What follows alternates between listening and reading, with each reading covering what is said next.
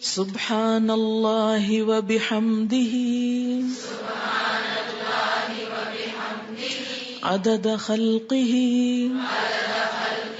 ورضا نفسہ وزنة عرشہ ومداد کلماتہ. سبحان اللہ، پاک ہے اللہ، وبحمدہ، اور اس کی تعریف کے ساتھ، یعنی میں اس کی پاکی بیان کرتی ہوں.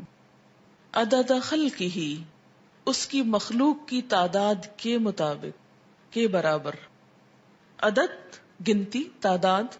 خلق بمعنی مخلوق، یعنی جتنی اس کی مخلوق ہے، اس کی جتنی تعداد ہے، جتنی اس کی کریشن ہے، ان سب کی تعداد کے برابر، گنتی کے برابر.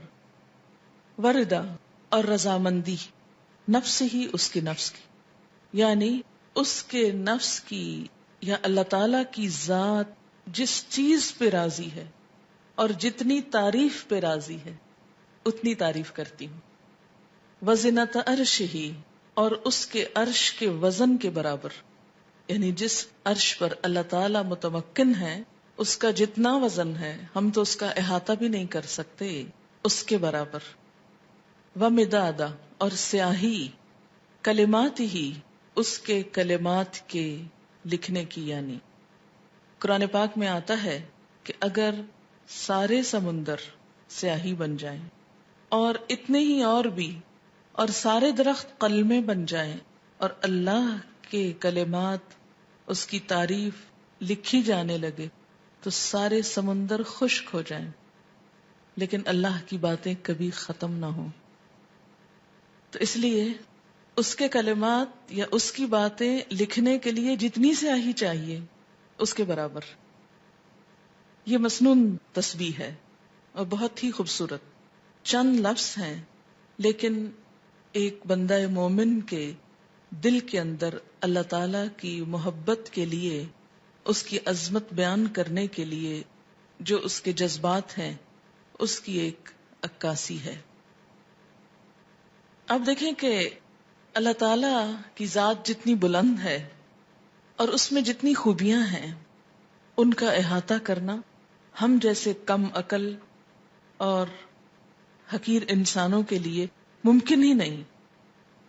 نہ وہ ہماری عقل میں سما سکتا ہے، نہ ہمارے تصور میں، اور نہ ہی ہماری اتنی زندگی ہے، نہ ہماری اتنی قوت ہے، نہ اتنی طاقت ہے، مجال ہے کہ ہم واقعی اس کی تعریف کا حق ادا کر سکیں.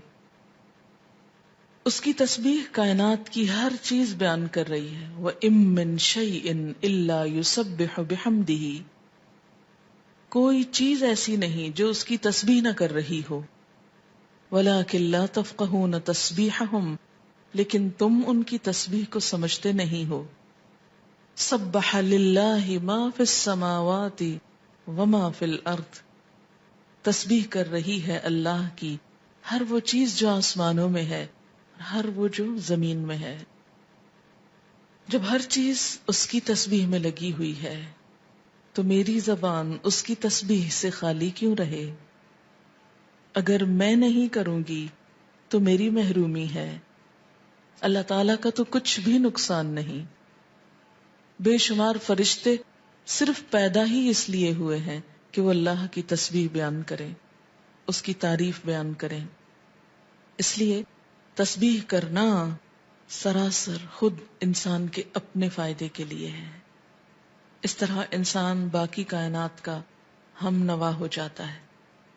جس ذات سے جتنی محبت ہوتی ہے اس کے لیے الفاظ کا چناؤ اتنا ہی مشکل کام ہوتا ہے، اور اللہ کی تعریف کے لیے الفاظ کا چناؤ ہم عام انسانوں کے بس میں نہیں.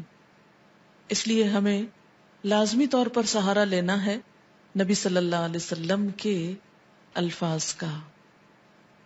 تو آپ نے جو الفاظ سکھائے مسنون بھی ہیں اور بہت جامع بھی ہیں. آپ صلی اللہ علیہ وسلم کی یہ خصوصیت تھی کہ انما اوتیت جوامع الکلم، مجھے جامع کلمات عطا کیے گئے ہیں. آپ صلی اللہ علیہ وسلم کی گفتگو کی ایک خوبی تھی کہ کم الفاظ میں بڑی بات کہہ سکتے تھے. تو یہاں بہت کم الفاظ میں بہت خوبصورت طریقے سے اللہ تعالی کی تسبیح بیان کی گئی ہے. تو جب بھی آپ دعا مانگنے لگیں تو اس سے پہلے اگر یہ چند لفظ بول لیں تو دعا کا وزن اور قبولیت اور اس کی خوبصورتی بڑھ جائے گی.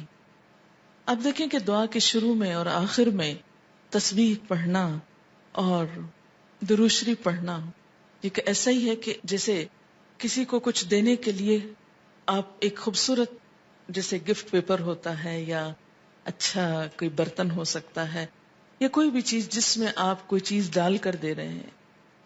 مثلا آپ نے ایک خوبصورت خط لکھا اور گندے سے انویلپ میں ڈال کے دے دیں تو وہ تاثر کیسا ہوتا ہے؟ درست نہیں ہوتا. اسی طرح آپ اچھی سے اچھی بات کہنا چاہیں مگر الفاظ اچھے نہ ہوں تو اس کے اندر خوبی نہیں آئے گی اچھی سے اچھی بات میں. تو الفاظ کا اچھا چناؤ اور دعاؤں کے آگے پیچھے اللہ کی تسبیح یہ بہت ہی ضروری ہے اور بہت مفید ہے، اور اس سے بڑھ کر جامع الفاظ کم ہی ملیں گے آپ کو. اس لیے ان کو یاد بھی کر لیجئے اور عادت بھی بنا لیجئے. اب اس شعور کے ساتھ جو کچھ ہم نے اس کا معنی سمجھا ہے، مثلاً عدد خلقی ہی، تو آپ سوچئے ذرا کہ اس کی مخلوق کی گنتی.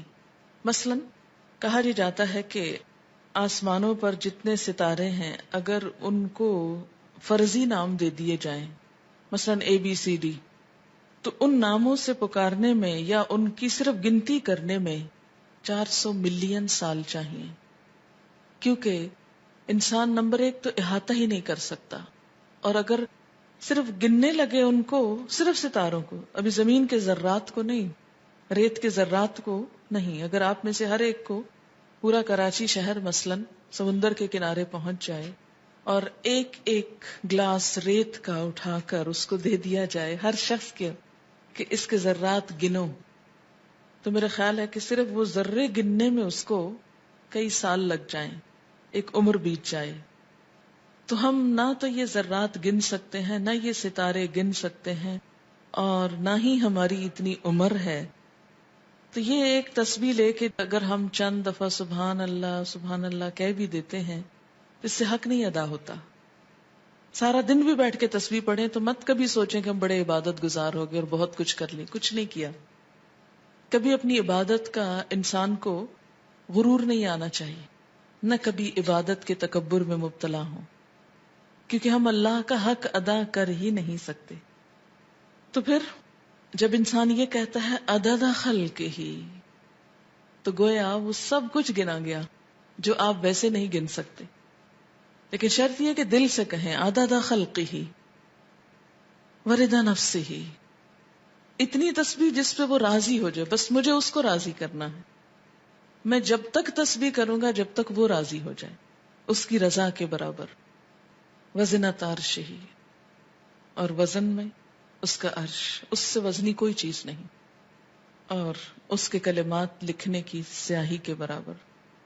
وہ کتنی ہے اس کا احاطہ بھی ہم نہیں کر سکتے. اب آپ دیکھیں لیکوڈ بھی آ گیا اور ایبسٹریکٹ چیز بھی آ گئی اور ٹھوس چیز بھی آ گئی، یعنی ہر چیز کا ایک طرح سے احاطہ کیا گیا. اب اس تصور کے ساتھ تسبیح پڑھی. سبحان اللہ و بحمدہ عدد خلقہ ورضا نفسہ وزنۃ عرشہ ومداد کلماتہ